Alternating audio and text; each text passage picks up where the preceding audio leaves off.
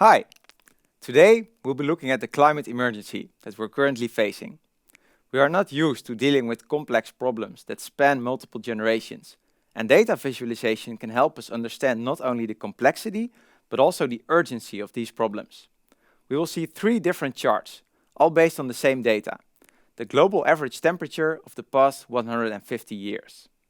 This first one is made by Professor Ed Hawkins, a climate scientist from the University of Reading.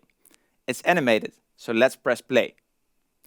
What we see is basically a line chart, but then going around in circles instead of moving along a horizontal axis.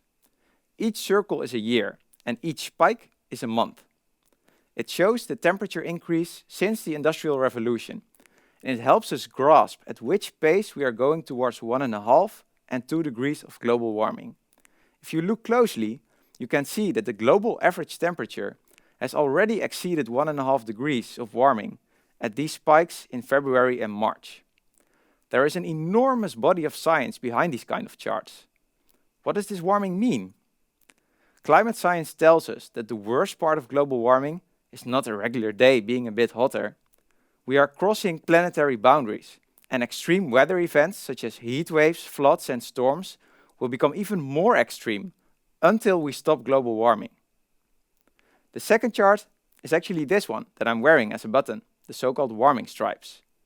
It shows colored vertical stripes for every year from 1850 to now, where the color is relative temperature. White is the average temperature between 1971 and 2000, blue is colder than that average, and red is hotter. What I like most about this chart is that Professor Hawkins omitted all details.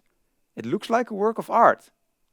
Before this pandemic, I used to wear this button to events, and more than once someone walked up to me and said something nice about the stripes. I really like it because it's a conversation starter. That's so different from convincing someone by waving around with abstract numbers and complex charts. A visualization like this encourages people to think for themselves. And even more than just a chart, it has actually become the logo for scientists who are concerned about our future. Here you can see it as part of our local logo. This last chart is an adaptation of the warming stripes by Alexander Radke. Here you see a nice twist which projects 4 possible paths into the future. When I saw this chart for the first time, I realized that all paths lead to further global warming.